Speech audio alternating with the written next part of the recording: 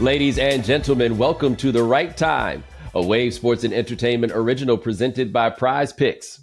My name is Bomani Jones. Thanks for listening wherever you get your podcast. Thanks for watching us on YouTube. Subscribe, like, rate us, review us, give us 5 stars. You only give us 4 stars. I'm inclined to believe you are a hater. It is Spencer Hall Friday. Spencer Hall, what's going on?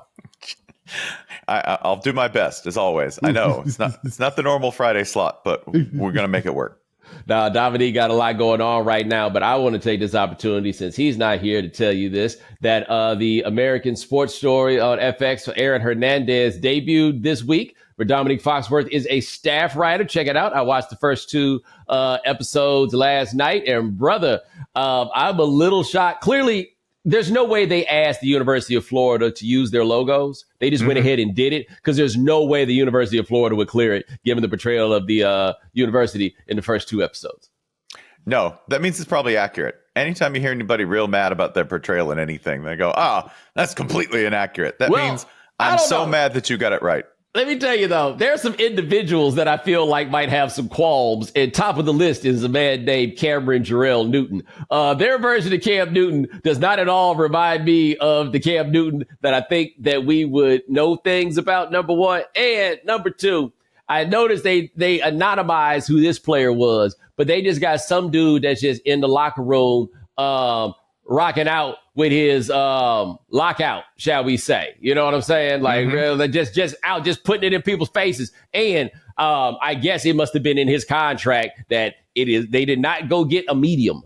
You know what I'm saying? It did not look like a real one, but they definitely paid extra for that one right there. And they couldn't ascribe that to any one player in particular, because that's somebody that was sued. You know, I always wonder about the scouting for that, because there's a casting director for everything. So there means that there is somebody who, for this role, had to go through a folder and was like, yeah, that one, fine, I guess. Like, somebody had to go through and look at 50 extra larges in a row. Yeah. And I don't care how exciting you find that topic. After 5 or 6, that's a job. After 5 or 6, you're like, I've looked at 50 of these. Oh, my God. But I think it's a prosthetic. So this probably means that, like, some dude had to stand there while somebody kept holding up the new ones just to see how they look like on the camera. Like, oh, no, get another one. Oh, no, go get one more. No. Okay, all right, no, go back to that last one. Like, come on, dog. And you're just cold, right? Yes. Like, that's the one thing I've always heard from nude scenes or love scenes on film, when they go, well, that's surely an intimate moment. They're like, we're cold and there's strangers in the room. Yes. Eventually, you're just butt naked in a room in front of people. It's like being in the hospital. Yes. Hey, let me tell you something else, too. What I do feel like this show feels like, and if I did not know enough about the story itself to know that what they're talking about overwhelmingly here is true, it's playmakers. Like, it is ESPN's playmakers, except this is not fictionalized. We have not had anybody smoke rock at halftime, but I think that might be around the corner. Based on what I know about the 2008 team, yes, all of this was true. I've told you a couple of stories that I cannot share. Correct. And I think you will agree, completely accurate. Yes, and by the way, we have not had a Percy Harvin sighting yet. And I just feel like all these people, the Netflix doc had no Percy Harvin. Everybody seems to be like, yo, that is, you want to talk about a legend in 2 games. That is Percy Harvin. Percy is a legend on and off the field for many different reasons. Between him, Brandon Spikes, and the Pouncey twins, that's the core of that entire team. But notice, by the way, that not even a Hollywood production with its army of attorneys and writers capable of cloaking the truth in colorful fictional tropes has even bothered to come close to approaching the real story of Percy Harvin. No. They're like, and look, they got them Pouncey boys. The Pouncey boys look wild in there, right? Like, they will say this. By the way, also on Cam Newton looked like he could fit my clothes. like this newer version of me, but me nonetheless. Like, they just no, they're not there. But if we could somehow get an actual Percy Harvin there, and I still say my 2 favorite things for that Matt Hayes story, I guess about 10 years ago now, about the Florida team is, one, when they were running steps and Percy Harvin didn't feel like it no more. Percy Harvin sat down and said, and I quote, "This shit stops now." And the next day they were playing basketball. And of course, Percy Harvin beating up the wide receivers coach and still staying on the team, which I have always told you, Percy Harvin was actually the coach of the team. Because if you beat up a coach and you stay on the team, you're the coach.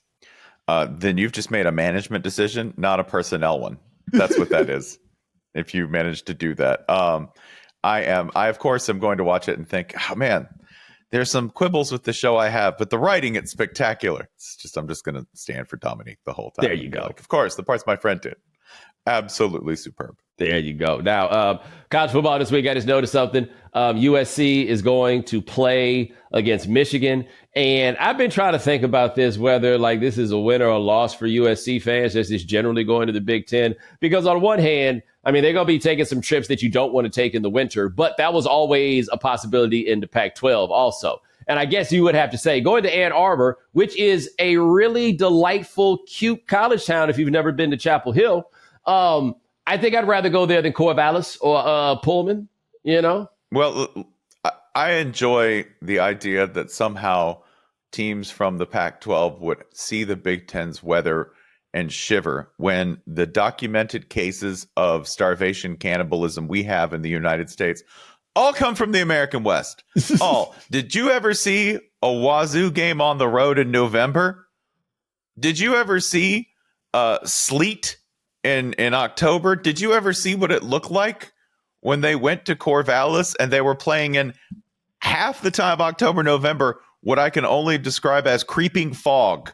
Yeah, like they were not, weather happens all over the place. And I don't care if it's cold. It was certainly cold enough for Pac-12 teams when they were playing in some of the more far-flung portions of the conference. I am really intrigued by this matchup because it is a classic tortoise and hare matchup, because tortoise is the only gear Michigan's got this year. That's it. Last year, they could be counted on to occasionally sort of have these game-breaking runs. Corum was their closer. Like, I think we don't think of running backs enough like that. Like, this year's version of that closer is Arizona State's Cam Skattebo, who will come in. I'm sorry, did you say Skattebo? Skattebo, Skattebo, Skattebo. Okay, and that is a running back. Correct. First of all, great name for a running back. Second of all, I cannot glean ancestry from what you've given us. Go look. I shall. Go take a peek, because you're probably wrong. Okay. I see what's going on. Actually, I'm looking at him and I can't even really I can't fully tell from the face. Yes, Cam Skattebo is an EA college football creative player. Yes. And he is the guy who, at the end of the game on the 32nd or 33rd carry, will get you one more yard than you need. And Michigan last year had that in the form of Blake Corum, except Corum was a game breaker at times. If you needed that knockout blow, they could rely on him. They don't really have that this year. And they don't really have a quarterback who's capable of making that crucial last first down conversion either. They don't have a receiver who's capable of getting that first down or who's capable of breaking a game open. They don't have a lot of tools. This is not an indictment of the current coaching staff yet. It's just what they have in the locker. Whereas the USC, I'm going to say the thing, their defense might be better. Really? I know. The thing that we've been saying about USC for the past 7 years, they might actually have an improved defense. I know, based on facing LSU, an inconsistent team with their own glaring problems, but they might be better. Just saying, Lincoln Riley's in that Kevin Sumlin, your next good defense. Your next good defense will be your first. I don't know if it would be the full-on first for Lincoln Riley, but that's basically been the story of his whole thing, is your next good defense will be the first. Like, he's such a leech guy. Well, that and this, you would actually have to change the way that you played and enjoy playing in order to have the kind of defense that you might want. You might have to slow down. You might have to take a breath and run some clock. You might have to go, we're going to get 4 yards on this first down instead of the 14 I've schemed this play up for. So it is kind of a design issue here. I know everybody likes when offenses blow up. Sometimes to win games, you need to make sure that nothing happens for 8 minutes. That's it. If we can just hold the ball, make sure a whole lot of nothing happens for 7 or 8 minutes, and you'll probably start seeing your defense go, wow, I feel a lot fresher. It's crazy. I'm not missing tackles in the fourth quarter because I'm not playing on my 10th possession of the game or whatever. By the way, does Michigan still have the answers to the test? No, they no longer have the answers. Are we sure? Test. Pretty sure. They don't. Look, they are going to be a correlation versus causality battle for a very, very, very long time, because it all started turning up when they started getting the answers to the test.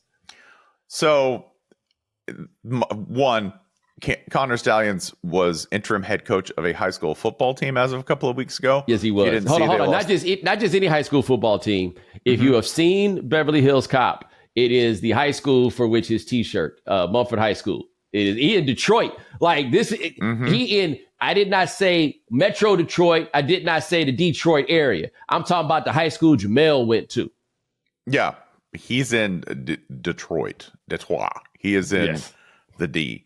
And they it's lost. So damn cold. It is. Well, it was cold for Connor Stalions because he lost like 60-0 in his first game as head coach. So did Connor Stalions have any answers that night? No, he had absolutely none. I wish him the best in his high school coaching career. Yes, we're going to be debating correlation versus causation. Although I think it's so hard because Michigan won so simply last year. When you go, hey, man, what was the deal? Why were they good? You go, oh, because they blocked and tackled real well. It's not like they had like, oh, wow, they called the perfect play. That was not what I would call any Michigan play last year on offense. Like, that's so intelligent. They knew exactly what was coming. No, they just bludgeoned people. How could you tell if they were cheating, right? That would be like saying, hey, Mike Tyson had ESP and he could tell where people were going to punch. No, he's just hitting people in the face. That's it. Like the idea, that was the funniest part about that entire mini scandal for me, is the matchup of style of play versus accusation. Because if they were the kind of geniuses that they said they were, then they would have looked like an entirely different team. You'd have gone, oh man, what a brilliantly coached team. I didn't see a whole lot of intellect behind Michigan last year, contrary to the brand, right? Geeky school. We always go to class. We do things right. That's cool. Y'all ran like 4 plays. They ran 4 plays and they beat people up. That was it, whole year. And the idea that they even needed a signal was really, really strange to me, because when your whole deal is winning 24-17 and putting people in the camel clutch, that doesn't require a whole lot of brains to me, right? So even if they had the signals, they did a real good job of making it look like they didn't. Do you mind going down a brief Mumford High School rabbit hole trip with me? Would love to.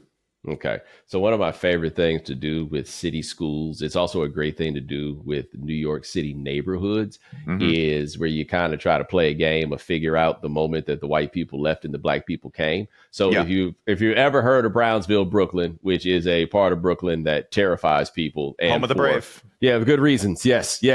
Home of the brave. That's where Mike Tyson's from. It's where MOP is from. It is a well-known hard-scrabble area of Brooklyn that is also where Larry King is from. I was going to say, yeah. And you go through and you realize, oh, there was a change. It's kind of how Lance Stevenson, Stephon Marbury, and Marv Albert all went to Abraham Lincoln High School in Brooklyn. Clearly, the neighborhood looked different. So I did not realize that Jerry Bruckheimer, film director, he also directed Beverly Hills Cop. And the reason that Alcide Foley wears the Mumford shirt is because Jerry Bruckheimer also went to Mumford. And I would also like to point out Jerry Bruckheimer, #White Jerome.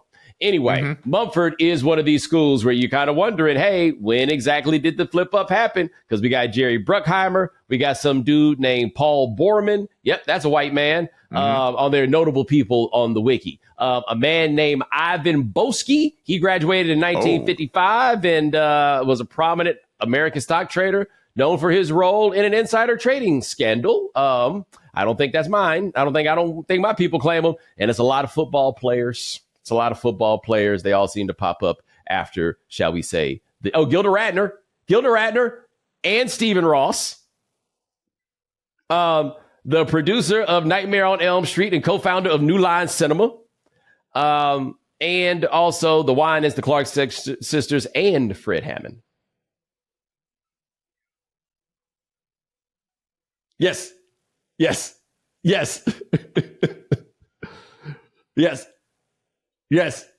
Like it just flips up at some point. But now Michigan,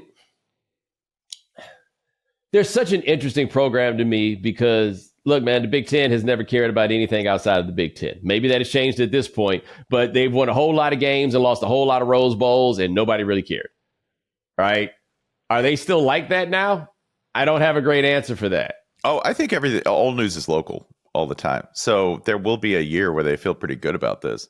But the minute they lose to Ohio State, which that's coming, that just feels inevitable to me, that it would be very funny if this Michigan team won another one against Ohio State and sent the Buckeyes spiraling even further into Ryan Day psychosis. That's not going to I mean, that shouldn't happen based on the way these two teams look and based on the talent on both sides. So the news isn't local right now. There's a lot of national success that's still buoying them. They get to have the Mai Tai year, the Mai Tai year where you're hanging out by the pool and everything's real pretty and you're on vacation. And that's nice. That's not what they're going to have if they lose to Ohio State. That ends. If you want to know when the vacation ends, sure, maybe cough up an easy one to Purdue. Maybe you lose this game to USC. Yeah, it's fine. Rebuilding year. The minute they lose to Ohio State, done. Entire complexion changes. I would like to make a point to our good friend Sharon, right? I can't remember Sharon or Sherrod. Yeah, Sharon Moore, yeah. Yeah, look here. You lose to Ohio State, your 5-year plan just became a 2-year plan. And that 2-year plan doesn't necessarily mean that you got to beat Ohio State next year, but it definitely means you better not lose to nobody else. It affects every other potential loss in your schedule. Yeah. It makes them heavier. Everything is out there. Heavy. Yeah, we turn the gravity up a little bit, all right? Yes. Right now, you're on Mars gravity. A little light, you can float around. Then you're going to be back on Earth. And then we're just going to start cranking the knob until it's 2x, 3x. Well, one thing is this. Ohio State has never really run anybody out of there on a rail quickly for performance. Like even Earl Bruce, who was basically going 8-9 wins a year. Earl Bruce got about 10 years. John Cooper was there for 2-10-1, 13 years with all those losses to all. They don't really run you out of there fast until the scandal comes. And don't you worry, scandal's going to come. It's come for just about all of them. But they don't really run you out of there fast. No, Michigan's going to get you out of there. They got Rich Rodriguez out of there. They got Brady Hoke out of there. Gary Mulder left them no choice, but he got him up out of there too. The Big Ten, in terms of coaching patience, deeply underrated. Since 1984, Iowa's had two head coaches. Two. That's insane.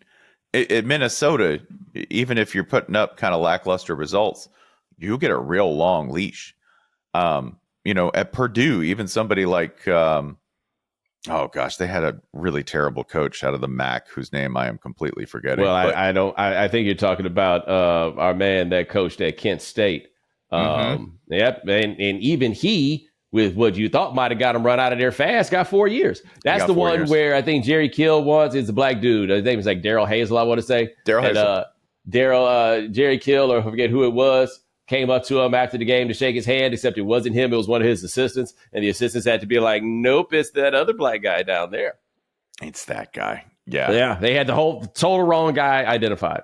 That's current Vanderbilt mastermind, Jerry Kill. Yes. Who, among other confusing things about his tenure, got New Mexico State to a bowl game and double-digit wins. Last year, just an astonishing, weird career as a football coach. Yes. One more thing on Ohio State. It's not about the coach. It's never about it's the machine.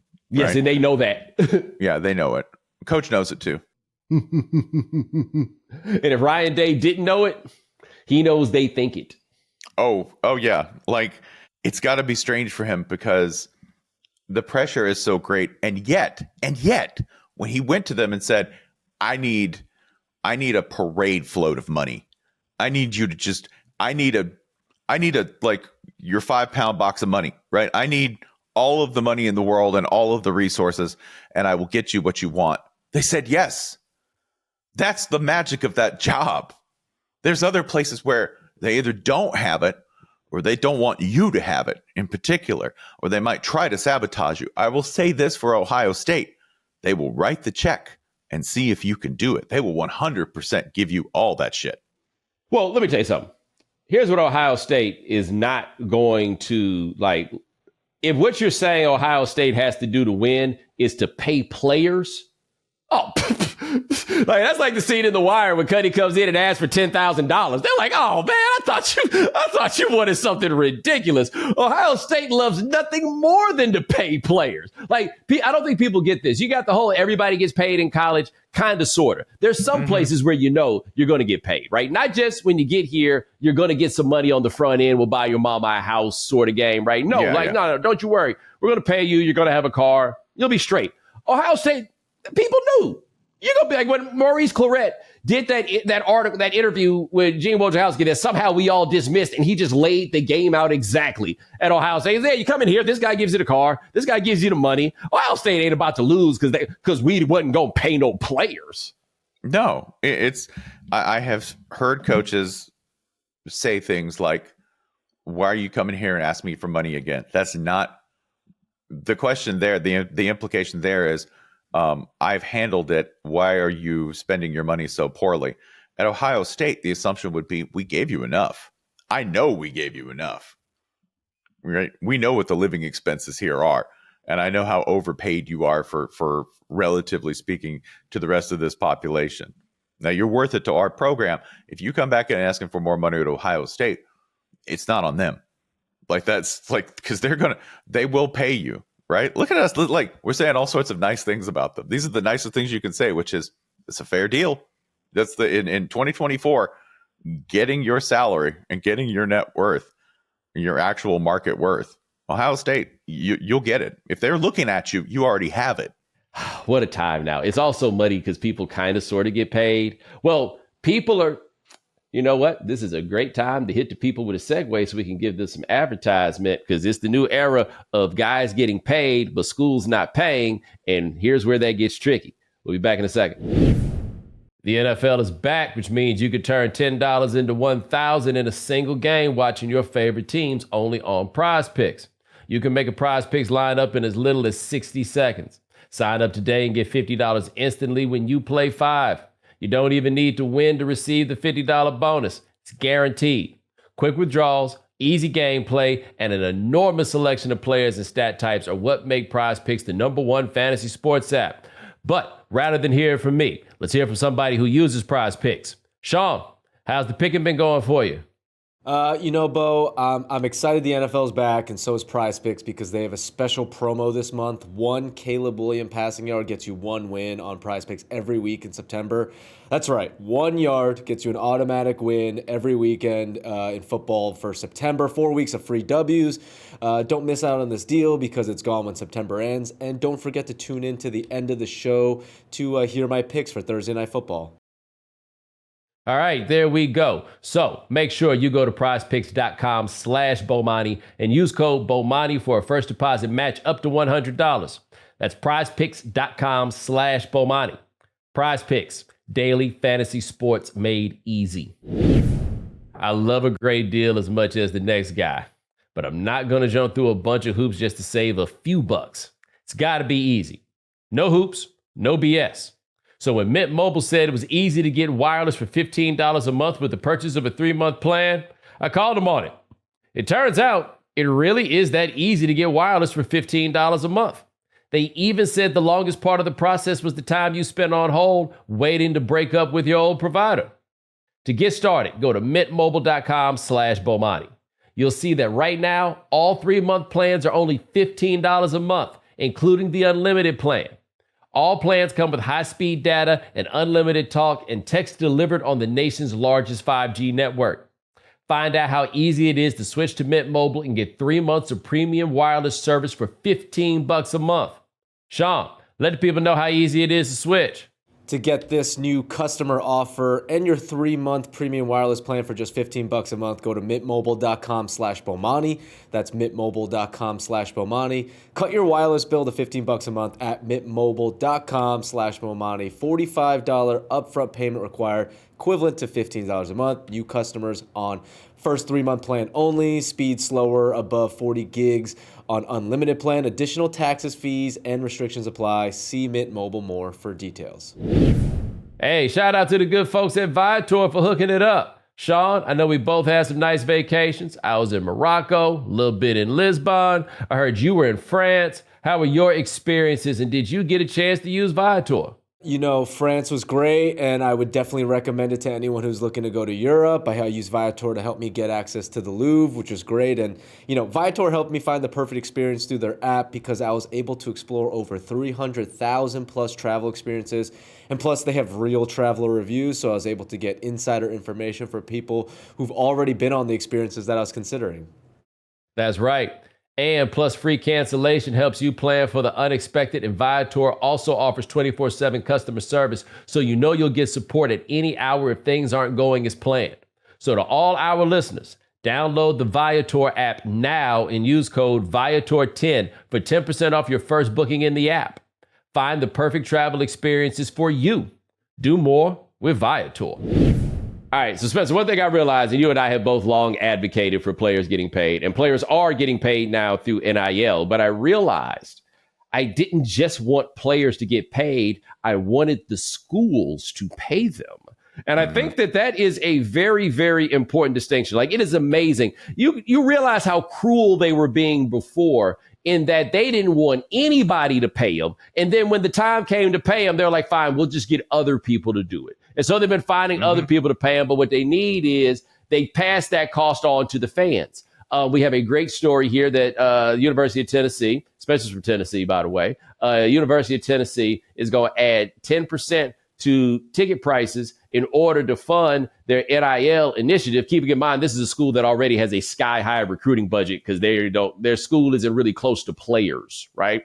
So they are adding 10% to the budget like you're at South Beach, and they're adding the gratuity. They're not even passing the hat. They're making you pay the tip up front and then going to get the players off of that. And I'm just like, damn, all that money y'all making, and you still gonna make somebody else pay the players. When that's not even your primary revenue source for the program. We can talk, you can get down into the minutia of tickets versus TV money. But right now, TV money is going to be the bulk of what a program runs off of. It's going to be the thing that, by the way, in 2025, you're going to see a lot of changes in terms of how programs spend and what they're doing because, a couple of new TV deals are kicking in. So when that happens, you're going to see some different behaviors out of these sort of big organizations because they're going to have a little more money to throw around. To do this, it gets at something that is handicapping certain programs and that is really benefiting others. Right now, the university and athletic association, your little football concern, right? Whoever the people running it, sometimes they work really well with the athletic department. The athletic department is the arm of the university associated with athletics. The UAA, that's what Florida calls it at least, or the University Athletic Association, that might not be. That might be a totally separate thing. It might be this like separate nonprofit. And sometimes there's a separate NIL, and sometimes the NIL and the UAA and the school don't get along at all. So if you want to know why a program is struggling, and this is relevant to my fanhood because this is definitely the case at Florida, sometimes they view each other as competition.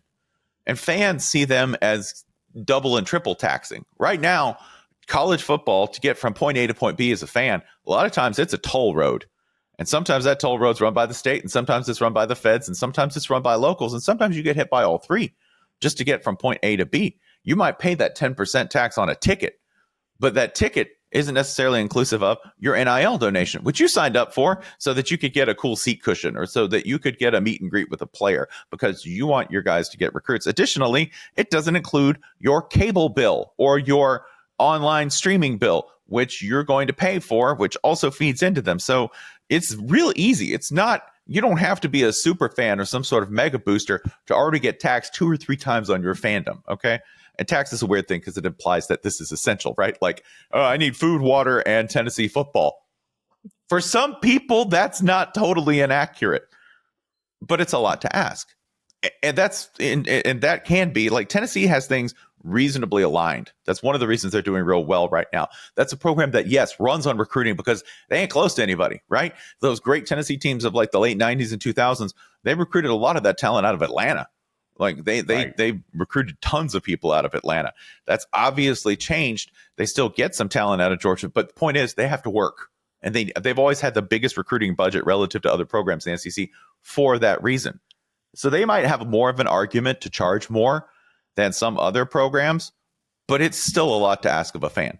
I also bet that Tennessee is still hot to this day that the NCAA woke up and was like, hey, we know that guy's not really here to run track, okay? All right? We know this because there were two programs in particular, Tennessee and Arkansas, and they had these incredible track programs. And so they were bringing, Tennessee used to always have the wide receivers, always. It was all coming to run track. Wait, you're trying to tell me that guy who's the fourth best 100 runner in the state, but also happens to have every state record in receiving, isn't here for the relay team, Bo? Oh. I always love this, by the way. But like anytime anybody trots out a like Southerners are stupid trope, I'm like, you haven't seen a look at the petty grift.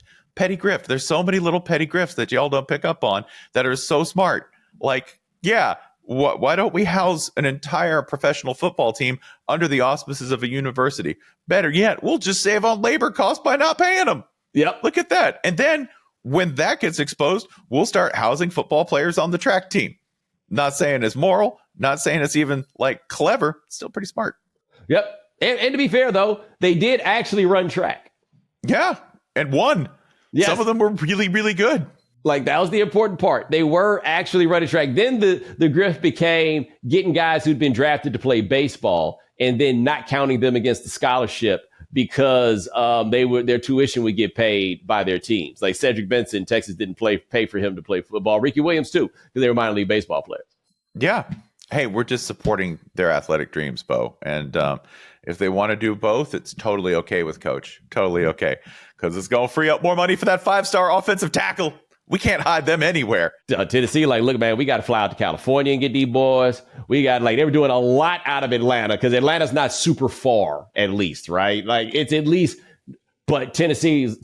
And so it's so funny because this week, two schools that are basically each other, I don't know if they recognize it, Tennessee and Oklahoma are playing each other, right? Both schools that have a great historical track record of being good at football, and there is no reason why either of them should be good at football, except for the fact they really, really want to be good at football. Neither has a single built-in advantage. And in Tennessee, it's even crazier because there is a part of the state that produces players, but it's 6 hours from campus, and the two places hate each other.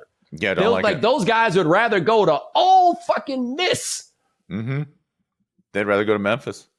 They'd rather go to Miss State sometimes. Not recently, but they'd rather go to Miss State sometimes. And that alone is indicative of the tension between both sides of the state. I also think sometimes that's just a living thing, right? Like you take somebody from Memphis, you put them in East Tennessee, and they're like, there's way too many hills and it's way too cold here. Cold is 50 degrees.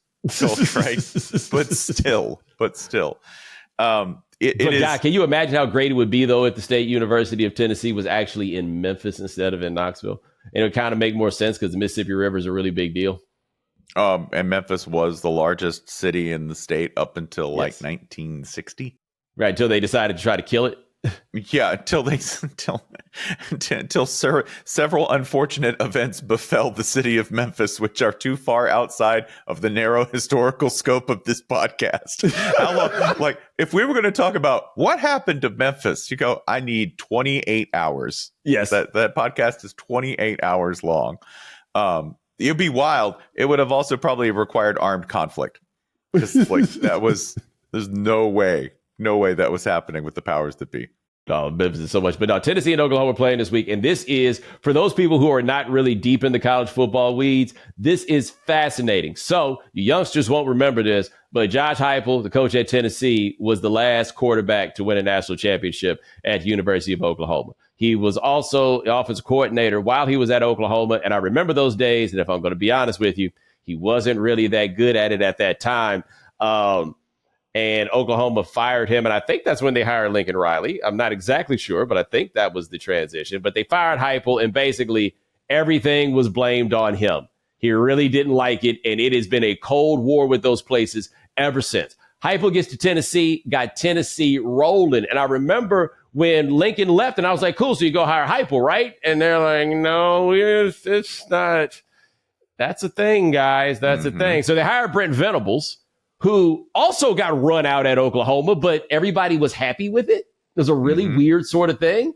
And so now they play each other, these two schools that are kind of versions of each other in different locations with all this petty history in the coaching game. There's a version of that story where Heupel leaves because there is a disagreement over Trevor Knight and over whether Trevor Knight is going to be the quarterback or not. That would be getting run out for disagreeing with Bob, which if you want to know what a cardinal sin for about 15 years in Norman would be, it would be disagreeing with Bob. So that's, if you want to know, you go, oh, surely this comes down to some sort of tactical thing. Nah, just dudes being dudes being petty, disagreeing and not handling it real well. Conflict resolution, not a strength among coaches or among most people. There's a curious thing that's happened with Heupel, which is this. Remember, he has a stint at Missouri that doesn't really go that well, right? There's highlights, but there's also some lowlights. At one point, Heupel just got better at this. And I really wonder whether that happened at UCF. Like that, to me, there's one point where he kind of clicks and he sort of gets a complete understanding of what he wants to do as a football coach. And then from that point forward, it's just great guns. Like Tennessee, a lot of the critiques of Tennessee under Heupel are hilarious to me because they go, well, you're not preparing a quarterback for the pros. Not his job. Not his job, dog. Like no, his job is to get points on the board. That's it. Win games. He's been really, really good at that with whoever they've got. But there's also another underrated thing here, which is that this is a pretty complete team. I watched them versus NC State live, and no one looked bad. That's how I know you've got a pretty good team, is that you didn't point to one spot on the field and go, well, that requires a lot of work. The one spot on the field where I said, well, they could play better was at quarterback. And Nico Iamaleava is going to be incredible. I think he's going to be really, really good, but he's also got just a tremendous amount of work to do in terms of how to get better. But his good is like average is already pretty good. His floor is pretty low. Even like I saw him throw 2 picks. One was not his fault. One absolutely was. He threw into quadruple coverage, and they were still fine. Which means while we're messing around trying to get our 5-star kaiju of a quarterback online, our monster, the rest of the team is holding you up, including the run game. Little known fact, this is a run-based offense. So anyone who's looking at this and going, I just want some old school football in Tennessee, you guys need to run the ball. They run the ball beautifully. And when they're at their best, they run it as well as anyone in the country. So just a really, really cool story. And maybe the most quietly lethal coach. That dude, he's a killer. Like they want to beat people up. It just, he looks like Bobby Hill, and that throws people off. Well, also let us not forget, if you talk about schools with coaching stability, from 1977 through 2008, Tennessee had 2 coaches. And by the way, if you are not familiar with the transition from Johnny Majors to Phil Fulmer, you should look that up. Like, that's now long ago enough that that's a story that people don't know or remember the hilarity of, right? Johnny Majors running around Knoxville from 1992 to the day he died running Phil Fulmer down. Hated him. And then since then, they've had a million coaches, right? Lane Kiffin, right. Derek Dooley. Is that when they went to Butch Jones? Yep. Jeremy Pruitt, almost forgot that even happened. Pretty easy to forget that happened, actually. Right, with the Phil Fulmer coup as athletic director that brings all this on. Like, now they have their guy, because there is a literal entire generation that does not know a world of being tired of hearing that damn song because they never watched any games where they played that damn song because Tennessee been sorry for 15 years. And done exactly what Florida's going through right now, which is hire and fire until something catches, because you're not the kind of program that's going to be automatically good. You're not Alabama, where we can put an idiot in and he'd probably win 8 or 9 games. That's happened. We put people in who were frankly unqualified for that job, and they've managed to have pretty good seasons because the machine is really good and the machine gets pretty good results. You put a really good coach in there and you'll get a legendary run, right? Like Bennett Saban went to Alabama. That's just done. Yes. It's over. You're like, close the sport for 10 years because nobody's touching it.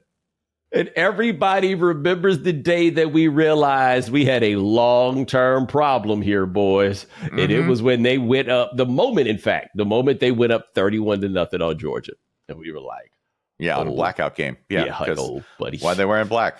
Scott Cochran told everyone why they were wearing black, because they were going to a funeral. Everybody's hopes and expectations buried for the next 10 to 15. And they didn't even do anything fancy. Like, you were just looking up and it's like, Julio Jones, who, by the way, we hadn't heard of yet, touchdown. Yeah, touchdown. Also, every play you tried to run, there's an Alabama defender there. That's crazy. And he can tackle too. Oh, just juke him. Just get him out of the way. That's not working, boss. I'm not getting him out of the way. These guys are good. Yeah. That is Tennessee and Oklahoma. They're at interesting points now because Oklahoma, I think, is at a very anxiety-inducing point. What do they do well? You don't want to be a coach where I can't point to what your teams do well. That's a Napier thing at Florida, right? That's a Brady Hoke at Michigan, where you go, what exactly do you do around here?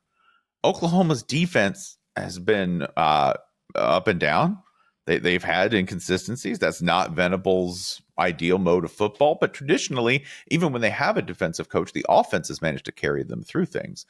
And that's collapsed as well. So it's interesting to me, do they have an identity? Like, I can take you having a glaring weakness if you're trying to shore it up somewhere else. I can't take you being straight mediocre across the board. Nobody will tolerate that. That's the kind of thing that gets you fired. That's the kind of thing where we go, I don't even know what you guys are trying to do here. And that's definitely not the case with Tennessee. Like, that might burn Oklahoma fans even more to see this guy who came from their program, who is a native son, so to speak, coming in with a program that seems so clearly stamped, that seems like it has such a clear understanding of what they want to do and how they want to do it. I even mean that on defense, where clearly if you watch on defense, they're like, hey, man, we have 100 points to allocate, 99 going to the defensive line. Everyone else behind, just have fun. Yeah, have fun. We're getting a bunch of big uglies, and we're just going to push them in your face and see what happens. Yeah, like whatever you got to do back there, you won't have to do it for long. Like, no. Can you cover for 2? Yes. At 3, that's between you and God. Yeah, yeah. But I need you to cover for 2. If it gets to 3, it's on us, right? Like we recognize this.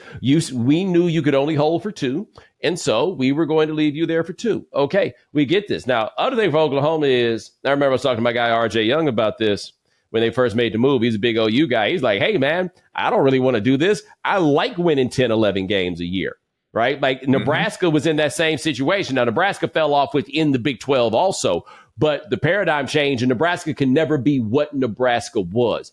There's a question about whether OU can be what OU was in the SEC, but the counterpoint on that is, apparently, by the way, as I thought would happen, going to the SEC lit a fire under them in Texas. And now they can't afford to be as mediocre as they had been before, because it's going to be embarrassing in a much different way. And so now they're getting all that money together. They're doing everything they got to, and they're there making it happen. OU at every turn has always figured out a way to stay as good as Texas, if not better, right? That's their saving grace, is that Texas is figuring this out. And if those dummies can figure out how to do it, we can. Like, we definitely have a better athletic director, a better historical infrastructure. Like, the only thing they have is being Texas. Yeah, that's it. It's interesting to me because I think we've been waiting for years to see when your population, when your budget, when that was all finally going to come to bear. It's not like Oklahoma doesn't have money. I don't want to say that their budgets, can't at least come into the zip code or the neighborhood of Texas's budget. But money and people add up. And Texas has always had more money and more people than Oklahoma. And Oklahoma's really only had a commitment to being really good, which we talked about. Like, that's programs that want to be good in college football. That's the most consistent thing, is a commitment to, we don't want to suck. We want to be really good. We'll do whatever we have to do. Right. Mizzou, holy crap. Like, if you want to look at like Missouri right now, Missouri's in a pretty good spot football wise, because they just decided they're going to be good. The legislature has passed actual on the books laws and stuff to help the program, right? Eli Drinkwitz has gotten what he wanted at that program, from the person who mows the practice field, all the way up to the state legislature. Oklahoma needs that. If one little link in that fails, they're going to have problems. Texas doesn't. Texas could, like, the state legislature could probably be like, we're going to make it illegal for Texas to win 9 games. And if they were super committed, they'd be like, too bad, we won 10, right? Like, that's how big a machine Texas is potentially if they're all committed. What they've lacked is the commitment. They've really just sort of lacked the will to do it. They had to decide they care about being good. And if you really go look at the last 50 plus years of Texas football, being good was always a secondary concern. For through the 60s, being racist was more important than being good, as loudly making sure everybody knew they would be the last school in their conference to integrate. Now, granted, because of the population numbers, when it was all white dudes, they could wreck shop because they had more white dudes than anybody else. And nobody talks about this, and it seems odd because there's no way to think about this as being futuristic. But I want to say Texas, in the course of one of those seasons, it may have been 1968, they were 1-1-1. And then they started running the wishbone, which was basically like the first iPhone. And they didn't lose a game for another year and a half. Yeah. Just dominated straight through. And then after that, all the racism kind of caught up to them, and everybody else started getting black people, including Oklahoma, or specifically Oklahoma, as that ramped up. And so, and then look, even now they decided that damn song was more important than a whole lot of stuff. But Sark has just decided we're going to win here. Oklahoma did that thing where they go, hey, the face of our program is, let's make sure, the Selman brothers. Look, it's the Selman brothers. Spencer, they have a statue of all three of them on campus. When my mom got that honorary degree, they took us all around. We got a great tour of the athletic facility. They're really nice. And yes, Lucius, Dewey, and Leroy got statues. That is correct. And that was not the case at Texas. No. At Texas, I was laughing because you said the priorities being racist, and I just saw this big boardroom, moose head at one end, right? Hunting lodge look.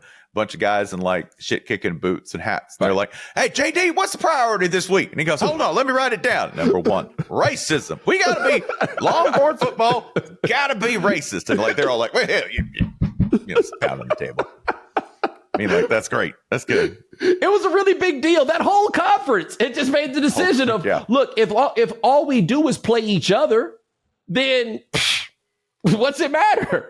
There's a little blip in the late 60s when all of this is shaking out, and some people are having their board meetings and going, hey, JD, recruiting's our number 2 thing. Racism's number 1. Yes. These seem to be at odds. There's a little blip in college football history where you go, late 60s, there's a random Michigan State national title. Yes. Yes. How'd that happen?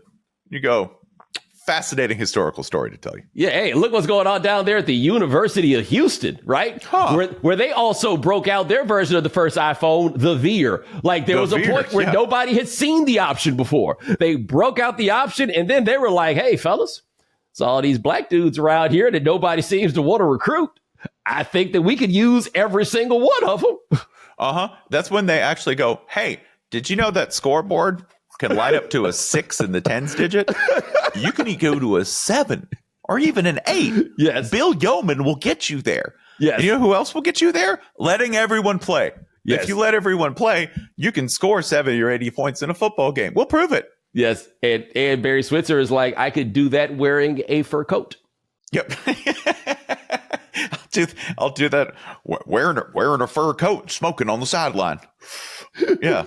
It is amazing to think of it, looking back, how much everybody had to hate Switzer. Absolutely despise that man, both for being really good and also for again, we'll go back to a meeting. Okay. JD, what happened in the recruiting? And you go, well, we thought we were real in with the mama. And then Barry showed up. Right. And Barry would show up to anybody's mama and be like, yes. You know what's pretty? You. Yep. You know what's prettier? You and my football team. That's it. We need to make sure that all three of us have a beautiful menage a trois for the next 3 to 4 years while I pay your son. Because Barry was that was it too. What do you need? Do you want a trailer? Other coaches are like, well, we'll take care of you. Barry's like, I have a list. Just check. What do you need? Yes. Brass tacks. Tax. Didn't matter what you look like. Didn't matter where you were coming from. Barry was going to make it happen. That's why people hated him. There was no decor. In The Blind Side. Okay, The Blind Side, the book and the movie both have flaws so gaping you could drive a truck through. Yes. But one thing that is very accurate is the depiction of recruiting, because what happens? Phil Fulmer shows up and the Tuahees go, well, they look like a bunch of toddlers on picture day, right? They show up and they're like, well, hey, you can come to Tennessee. It'll be fine, And Nick Saban shows up in a suit and he tells them, oh, man, I love what you've done with these window dressings. They look fantastic.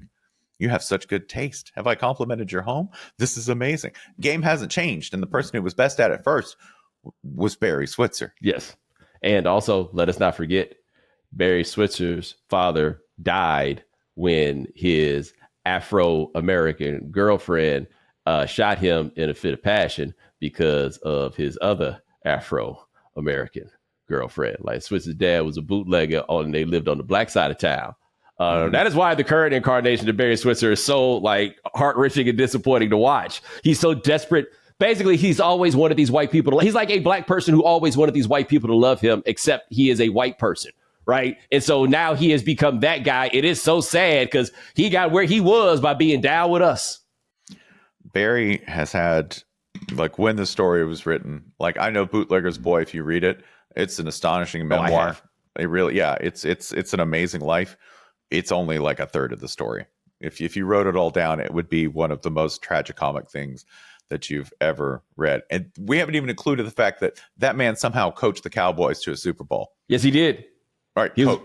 He was there. He was definitely in the building. But he was the right guy at the right time. Jimmy had done so much and Jimmy was driving everybody crazy. And it was just okay, he's the right guy. Then it just got a little chaotic and out of control. Hey, by the way, just as it did in Oklahoma, just went a little bit too far. The next thing you know, your quarterback's on the cover of Sports Illustrated looking like a tangerine. There's not many people in the world who could sleep with their best friend's wife and it would all be cool 10 years later. That did happen. Yeah. That's a documentary I'd watch. That is a documentary I'd watch. You want to make a documentary about the king, because that's what they call him around those parts, the king. Mm-hmm. There's a great TikToker, and pardon me for forgetting the name, but does football highlights by dubbing his voiceover interviews with, say, Adrian Peterson or with Prime Brian Urlacher, and he just says the name of the player. He'll be like, I'm Adrian Peterson, and I be on that bullshit. And then there'll just be 2 minutes of Adrian Peterson destroying people, right? Let me tell you, in terms of coaching life and the coaching world, I am Barry Switzer and I be on that bullshit would be the most accurate statement ever, because holy crap, he did so much for the span of 40 years. Yes, he did. Spencer Hall, check him out. I didn't even get around to where to check him out. Check him out on Channel 6. He is, of course, the best college football writer in America. He'd be on here so much these days. I ain't even gotta put him on the game like that, But it's appreciated nonetheless, Bo. Yes, and I will tell you this, though. You, as my very good friend, I have to give you a little moment of honesty. I did not bring up Deion in this conversation because I got Van Lathan on next week, and I feel like we need to talk about it. Y'all can listen, but we need to kind of talk about it in the crew. You know what I'm saying? No. I have ears out for that. I think y'all need to have that conversation. Yes. And then you can present talking points. Yes. And we'll present some talking points. I'll make sure they're in line, right? We'll keep... At the meeting, somebody's going to go, hey, JD, why is he so flashy and loud? We'll be like, I'm leaving space for your comments, but we're not taking them out of this room. Yes. That's not making the public fora. Yeah, you got a 101 that one. You got a 101 that guy, and then we'll get to the rest of it. But it's about to get weird because they might not win another game. I think they will, but they might not win another game. I actually thought that was the most impressive win they could possibly have because they had to stand up on 2 and make it happen. And I wasn't sure that they was capable of doing that. Let me tell you, I am astonished more than ever that a single man has managed to climb into the corpse of a college football program, lay eggs in it, use it as his nest, and is just going to fly the coop once his 2 little babies have hatched. And done with it. And somebody's going to call that justice, and I won't be able to totally disagree with them, where you go, I can't believe someone used a college football program. You go, oh, let's talk about poetic justice. Yes, but what tells you everything is that you said 2, meaning you were leaving out one of his actual children of the list. Yeah. No, he doesn't really count. No, it doesn't. Like that, he was just going to go in, use this as a business platform. When they're like, well, listen, we don't have the money to pay you. And he's like, oh, don't worry. I got it. I'm going to make it all work out. That's when like Colorado should have had a shiver go up their spine that moment when it was like, he doesn't really care that we don't have the money. Like, oh, you're about to get fucked. Like that's, you need like, to. I won't be here long enough for that to matter. That's where you go, how desperate were you that you did not immediately eject from negotiations when somebody was like, yeah, I don't need a contract. Just, it's cool. I'll be there. Like, what if you were renting an apartment and somebody was like, yeah, you don't need to pay rent? I'm like, I have seen Saw.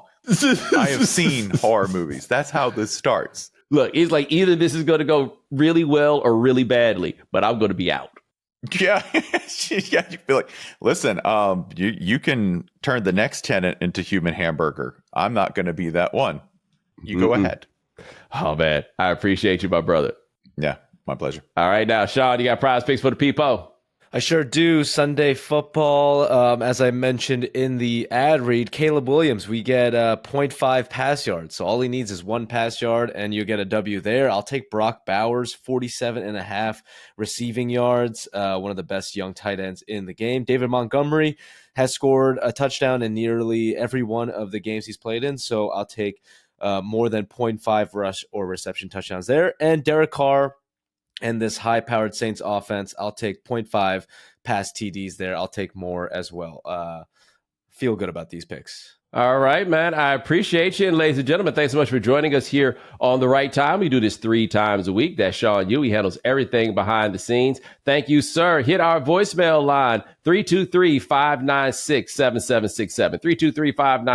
323-596-7767. Me and my man Sean are going to go to a concert in Los Angeles next week. So I'm curious if any of y'all could tell us about a time that y'all done had to boo somebody the hell up off the stage, like in a memorable fashion. 323-596-7767. That is our telephone number. Remember, subscribe to The Right Time, or follow The Right Time. Subscribe, like, rate us, review us, give us 5 stars. You only give us 4 stars. I'm inclined to believe you are a hater. We'll talk to you guys in a couple of days. Take it easy.